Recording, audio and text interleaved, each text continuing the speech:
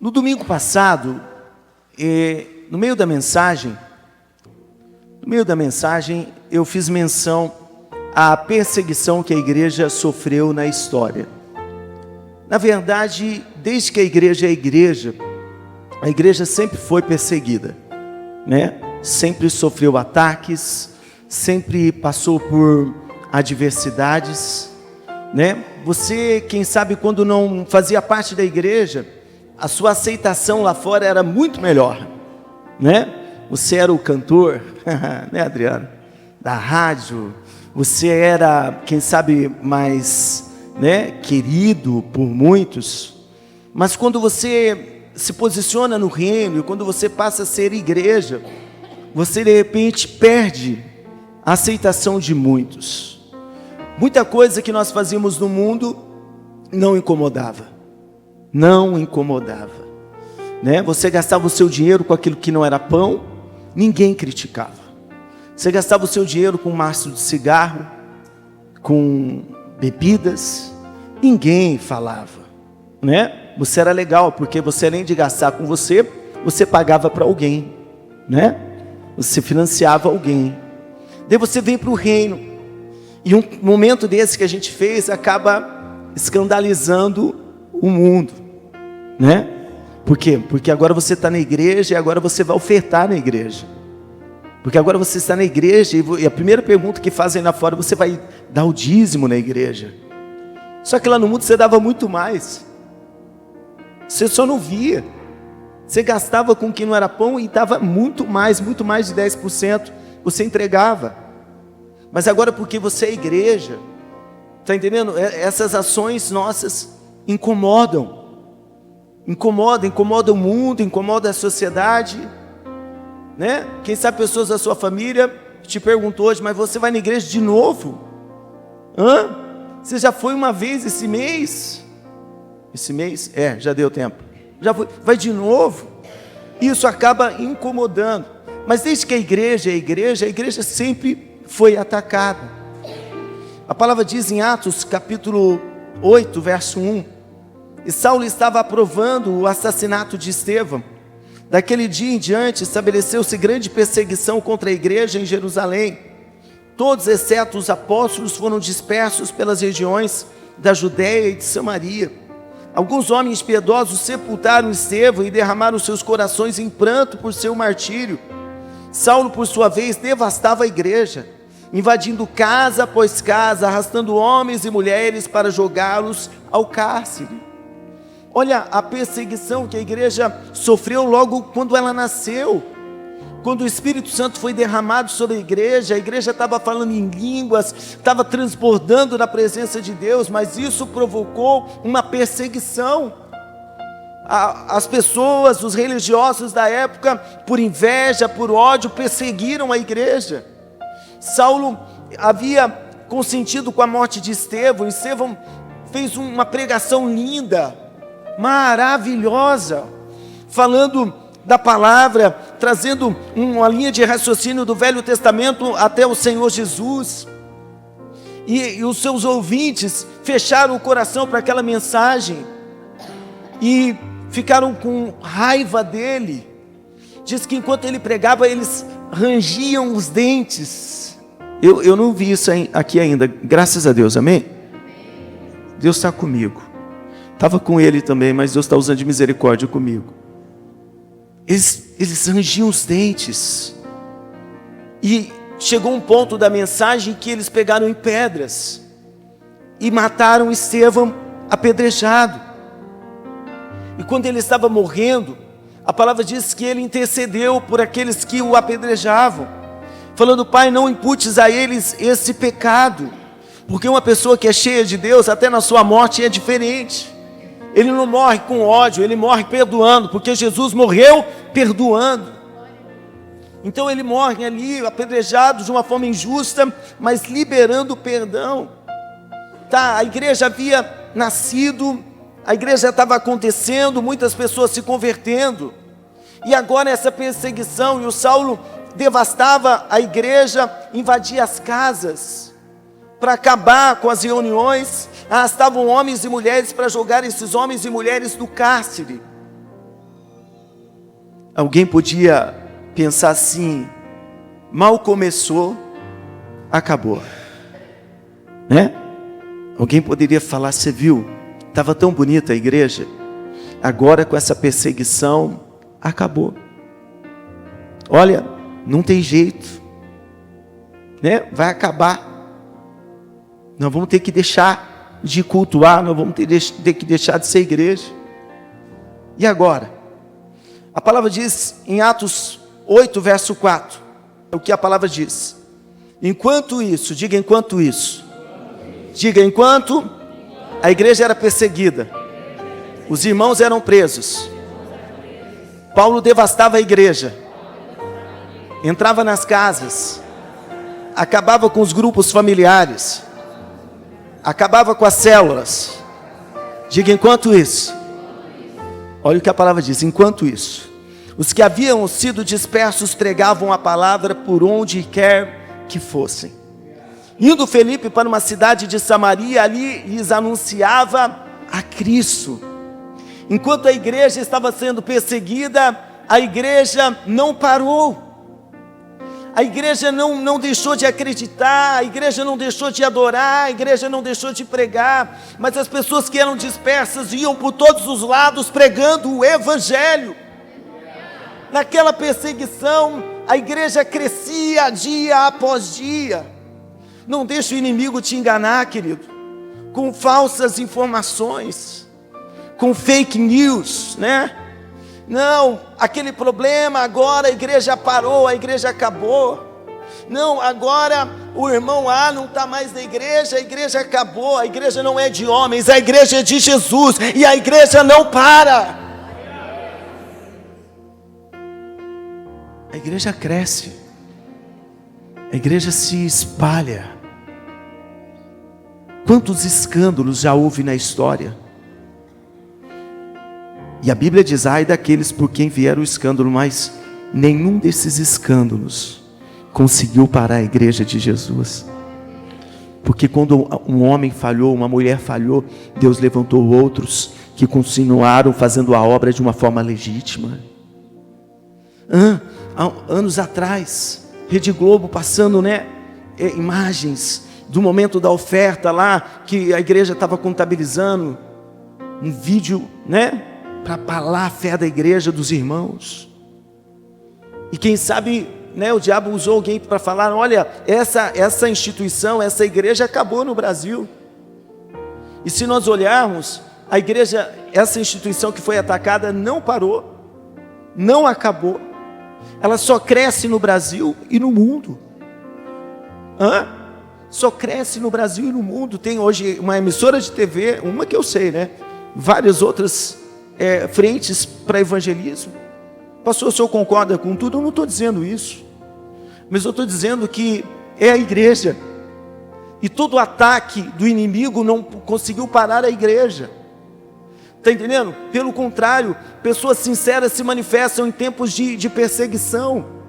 Pessoas sinceras, quando a igreja é atacada, são aquelas que se posicionam, é aquelas que falam: não, eu sou a igreja, eu sirvo Jesus. Tem gente nessa casa aqui que em dias de luta chegou em mim, me abraçou e falou: pastor, eu estou contigo, conta comigo.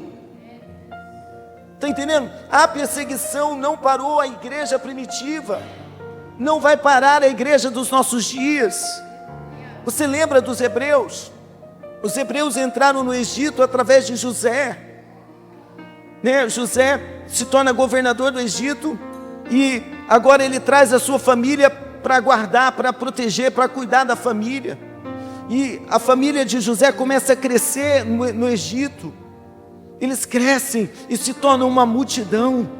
Morreu o faraó que conhecia o José, morreu José, e agora tem uma administração que não tinha respeito pela história deles. E esse novo faraó começa a olhar para os hebreus com maus olhos, e começa a achar que eles eram inimigos. E olha o que a palavra diz, no Êxodo 1, 8. E levantou-se um novo rei sobre o Egito que não conhecera José, o qual disse ao seu povo: eis que o povo dos filhos de Israel é muito e mais poderoso do que nós. Eia, usemos de sabedoria para com eles. para que não se multipliquem e aconteça que, vindo guerra, eles também se ajuntem com os nossos inimigos e pelejem contra nós e subam da terra. E puseram sobre eles maiorais de tributos, para os afligirem com suas cargas, porque edificaram a Faraó cidades, armazéns, Pitom e Ramessés. Mas quanto mais os afligiam, tanto mais se multiplicavam, e tanto mais cresciam, de maneira que se enfadavam por causa dos filhos de Israel. Olha aqui, ele começou a oprimir o povo hebreu, começou a oprimir. E qual que era a estratégia do faraó? Eu vou oprimir eles, para eles perderem o ânimo, para eles não crescerem mais, né? Para eles murcharem, para eles se contentarem com a realidade que estão vivendo. Só que a Bíblia diz que quanto mais oprimiam o povo hebreu, mais eles cresciam. Quanto mais perseguiam eles, mais eles se multiplicavam.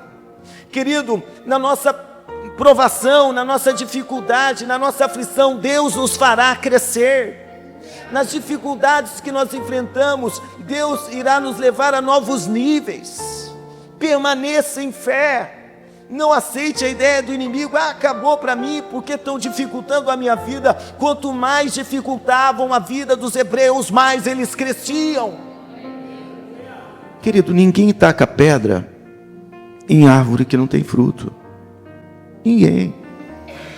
Você vai sair do culto e de repente alguém lá fora já vai vir com a palavra ruim. Aquela igreja lá, aquele pastor lá, aquele pastor. Vai ter gente que não faz parte da nossa realidade para tacar pedra.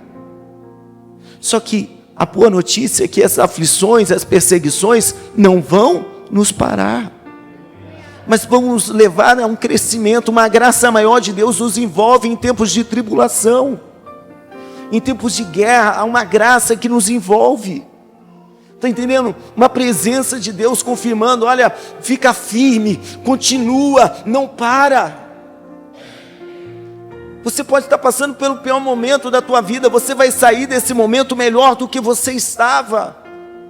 Quantas vitórias você alcançou em dias de dificuldade? Quantas vitórias você alcançou em tempos de crise? Crise. A maior parte das vezes que Deus me fez mover com a igreja, principalmente no início do ministério, foi em tempos de dificuldade. No 10, nós mal conseguimos pagar o aluguel da igreja. Uma entrada de R$1.000 e poucos por mês. Márcio era de lá, sabe da realidade que a gente vivia. Toda vez que ia pagar o aluguel, uma humilhação. Mas naquele período de dificuldade, Deus usou a minha liderança para falar: Cássio, compra um terreno. Mas pastor, você não está pagando aluguel e vai comprar terreno? Deus faz desse jeito, para ficar claro que não é nós, é Ele. Vamos procurar um terreno 20 mil, o pastor falou: está caro, procura um outro. Encontramos uma 10 mil, a irmã era de uma igreja. Falei para ela: você parcela para nós? Parcela. Pensei comigo: se ela fala quinhentão, eu não pergunto para ninguém, não é compra. Ela aceitou parcelas de R$500, 20 parcelas. Mas glória a Deus agora, né? Porque a gente não estava nem conseguindo pagar o aluguel. Mas havia uma direção de Deus. Daí nós compramos o terreno. Comecei em pessoas: você vai ajudar com quanto? Porque querido, ninguém aqui, eu acredito, se tiver a maioria, ninguém aqui recebeu uma visita minha pedindo alguma coisa para mim. Mas para o reino de Deus, querido, eu não tenho problema. Eu não tenho dificuldade. Comecei a ir nos irmãos: e aí, você vai ajudar com quanto? Ia no outro lá: você vai ajudar com quanto? E nós compramos o terreno. Daí eu pensava assim: nós vamos construir depois que pagar, né? No natural, paga primeiro, pastor, pé no chão. Querido, daqui a pouco começou a chegar tijolo no terreno, começou a chegar areia, chegar pedra no terreno. E antes da gente terminar de pagar, nós estávamos construindo a igreja. Mas isso não aconteceu no melhor momento da igreja. Aconteceu num tempo de dificuldade. Um fazendeiro que ajudava a igreja na época falou: pastor, veja bem, não é hora de comprar. Mas, querido, eu não me movo pelo que eu vejo, eu me movo por aquilo que eu creio, que eu acredito. E nós demos esses passos, está entendendo? E saímos do aluguel, conseguimos pagar o terreno, a igreja está construída, tem uma igreja lá que serve ao Senhor. Mas entenda, foi em tempos de adversidade. Na adversidade fique firme, que uma graça de Deus vai te envolver e te levará a novos níveis em nome de Jesus. Você vai comprar coisas que o seu dinheiro não pode pagar, porque uma graça de Deus vai te levar a essa realidade. Depois você vai olhar e a conta não bate, por quê? Porque foi provisão de Deus, foi milagre do céu na tua vida. Quanto mais os afligiam, mais eles cresciam. Você quer ver o pastor ser ungido com uma revelação? Dias de adversidade. Daí a gente se prostra, daí a gente chora, daí a gente fala, Deus. Daí daqui a pouco a gente está olhando para a Bíblia e está vendo coisa que a gente nunca viu.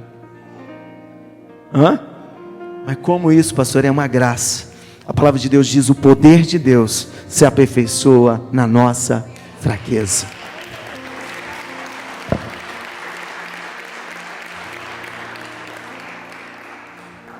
Aleluia. Jesus disse em Mateus 16, verso 18, e também eu te digo que tu és Pedro, e sobre essa pedra edificarei a minha igreja, e as portas do inferno não prevalecerão contra ela. Aleluia. Jesus deixou claro aqui numa conversa com seus discípulos, não é que o inferno não vai tentar, ele vai, mas não vai prevalecer. Vão falar horrores, vão falar mentiras, porque quando o inimigo não tem nada palpável, ele começa a inventar mentiras. Inventaram mentiras de Jesus, inventaram mentiras de José, e ele vai tentar, só que as portas do inferno não prevalecerão contra nós. Nós somos a igreja. Quem é a igreja? Levanta a mão e dá uma glória a Deus aí. Todo ataque do inimigo será frustrado, vai acabar em nada, em nome de Jesus. Romanos 8:31, Paulo diz, que diremos pois a essas coisas? Se Deus é por nós, quem será contra nós? Quem, querido? Não, pastor, tem alguém lá no meu trabalho tentando acabar comigo. Se Deus está com você, quem poderá ser contra você? Pastor, tem pessoas da minha família que estão me bloqueando, estão virando as costas para mim. Se Deus está com você, quem poderá ser contra você?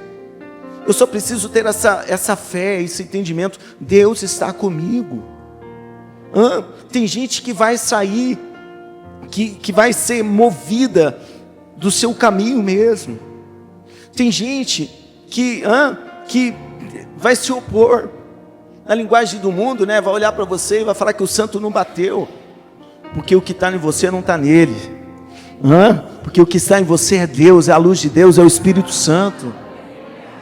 Está entendendo? Mas se Deus está com você, é tudo que vale. O que importa é Deus do nosso lado. Está entendendo? É Deus com a gente, porque Deus é mais forte. Deus nos guarda, Deus nos protege, Deus nos dá inspiração, Deus nos dá vida. Está entendendo? O laço que prepararem contra você, eles mesmos cairão neles. Agora tenha essa consciência, Deus está comigo. Por isso que o nosso intuito, o nosso desejo tem que ser agradar a Deus em todo o tempo. Falaram para os apóstolos, olha, parem de pregar no nome de Jesus. Para de pregar, Para de fazer a obra. E eles falaram assim, mais importa agradar a Deus do que aos homens. Por isso que você tem que ter esse entendimento, eu quero agradar a Deus. Está entendendo? Eu quero fazer a vontade de Deus. Isso vai gerar um incômodo? Vai. Você vai ter que falar não para um monte de coisa que vão te oferecer porque você quer agradar a Deus. Sua família vai querer te levar para o mesmo nível de vida que eles levam, mas você vai ter um posicionamento. Por quê? Porque você quer agradar a Deus. Por quê? Porque se Deus está com você, querido, ninguém pode contra a sua vida. Se Deus está com a gente, ninguém pode. Eu só preciso disso na minha vida. Você só precisa dessa realidade. Eu disse para Cássia uma vez, uma conversa, falei, filha, As pessoas não gostam da gente. Não gostam, não. Elas gostam da presença de Deus em nós. E é o que a gente tem que zelar. É o que a gente tem que manter, a presença de Deus na nossa vida, Marcelo.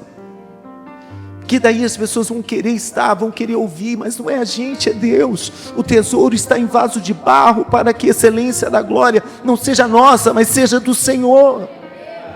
Seja de Deus. Então zele pela sua vida com Deus. Sabe, ande firme, aliançado com Deus. Mais do que uma aliança humana, tem uma aliança com Deus. Tem hora que você vai ter que desagradar pessoas que você ama para poder agradar a Deus. Mas se Ele está com você, querido, é tudo que você precisa para vencer, para romper, para prosperar, para ficar de pé. É Ele que nos mantém de pé. Nós não cantamos hoje, estamos de pé. Mas é Ele, é a graça dEle, é a força dEle, é o amor dEle na nossa vida. Amém? Glória a Deus. Segundo aos Coríntios 2, verso 8, diz: em tudo somos atribulados, mas não angustiados, perplexos, mas não desanimados, perseguidos, mas não desamparados, abatidos, mas não destruídos. Vai acontecer da gente estar atribulado? Vai. Não angustiado. Vai acontecer de ficar perplexo? Não desanimado. Vai acontecer da gente ser perseguido? Vai, querido. Vai. Seja preparado para isso. Vai. Se você quer agradar a Deus, se perseguiram o Filho de Deus, nos perseguirão também, disse Jesus. Perseguidos sim, mas não desamparados. A palavra diz: o Senhor não desamparará o seu povo. Não, querido, você não vai ser desamparado. Abatido, às vezes a gente fica abatido, né? Tem dia que alguém pode olhar para nós e falar: está tudo bem? Você está bem? Porque há um ser humano aqui, há um ser humano aí. Às vezes tem situações que nos deixam abatidos. Mas, querido, nunca destruídos. Não, destruído não. O choro dura uma noite, a alegria vem pela manhã. Amém? Nós não estamos abandonados à própria sorte. Não. Nós temos um Deus nos céus que cuida de nós. Nós só precisamos permanecer nele. Permanecer em fé. Está entendendo? Nós somos como o ouro que é provado pelo fogo. Mas permaneça. Quantos irmãos espalhados pelo mundo passam por provações mais difíceis do que a que nós vivemos? Ontem enviei uma oração para um pastor que está passando dificuldade, uma luta, uma guerra. E o áudio que eu recebi de volta me fez chorar. Porque às vezes você acha que está com luta, você acha que está no pior momento, mas tem gente passando coisa bem pior do que o que você está vivendo. E a esposa chorando e agradecendo. E eu olhei para a Alessandra e falei: Lê, nós não conhecemos a dor do nosso próximo. Tem gente sendo provado a níveis muito maiores do que os nossos. E não abandonaram a fé. Não deixaram de amar a Deus. Não deixaram de servir o Senhor. Hoje tem gente que por qualquer conversa, eu vou sair da igreja. Por qualquer coisinha, aí eu estou magoado, vou sair da igreja. Não sabe o que é passar por provações. Está na igreja por conveniência. Está na igreja enquanto alguém está te abraçando e te beijando, mas se prepare para ser perseguido, se prepare para passar por adversidades, mas esteja firme em todas elas, porque Deus é fiel para cuidar dos seus. Fica firme. Nós não estamos abandonados. Falhando tudo, Deus não falhará.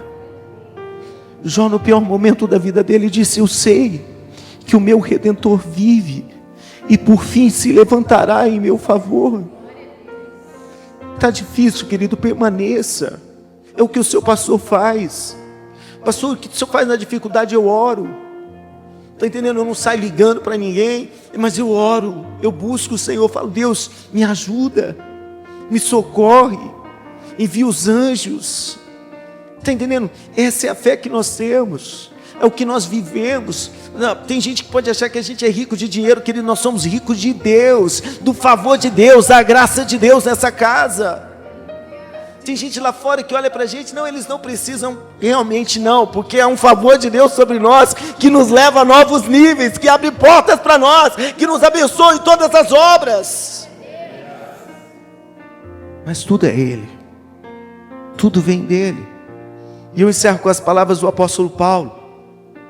Nós somos a igreja do Senhor na terra, propriedade do Senhor.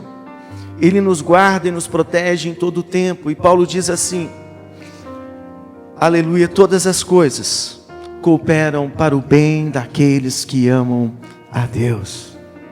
Tudo, toda aflição, toda dificuldade, calúnia, mentira, credo, pastor, tudo coopera para o nosso bem.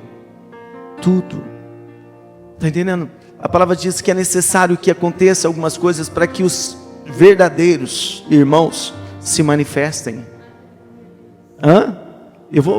Outro dia eu preparo esse texto, mas o Paulo falou assim, é necessário, tem que acontecer algumas coisas, para que os fiéis se manifestem, se revelem. Está entendendo? São aqueles que vão mostrar, não, eu sou de Deus, eu permaneço, não estou aqui por conveniência. Eu estou porque o Senhor é fiel, porque Deus me chamou, porque eu sou filho, porque eu sou igreja, porque eu sou nação santa, geração eleita. Eu estou porque eu amo a palavra de Deus. Tudo coopera para o nosso bem. Tudo, todas as coisas. O que não deu certo, para o nosso bem. A porta que se abriu, para o nosso bem. A ajuda que nós recebemos, para o nosso bem. O não que nós ouvimos, para o nosso bem. Tudo, querido. Quando eu escuto um não, eu já logo entendo, Deus, a glória é sua. A glória é sua. Então não é para ser desse jeito, mas é para ser do seu jeito, e o seu nome vai ser glorificado. Amém, igreja? Amém? Nada pode parar a igreja, se a igreja tiver essa fé em Deus, firmada em Jesus, firmada no Senhor. Você sabe que tem dia que as coisas não funcionam como gostaríamos. Essa semana o Mateus foi tocar, o baixo não funcionou. Outro dia eu fui tocar, o violão parece que não estava legal. O microfone eu fui tentar ligar hoje antes do culto, não queria ligar, eu tive que abrir ele e dar um tapinha nele para ele funcionar, né? Aquele estilo brasileiro, para funcionar. Às vezes as coisas não vão acontecer como gostaríamos, mas tudo vai cooperar para o nosso bem. Amém? Você recebe essa palavra nessa noite? Então, com a mão levantada, diga: Senhor Jesus, eu recebo a sua palavra para a minha vida nessa noite. Eu entendo o que Paulo disse: todas as coisas cooperam para o bem daqueles que amam a Deus. A igreja não é de homens, é do Senhor, e nada vai parar a igreja. Nós somos a sua igreja. Amém, Jesus.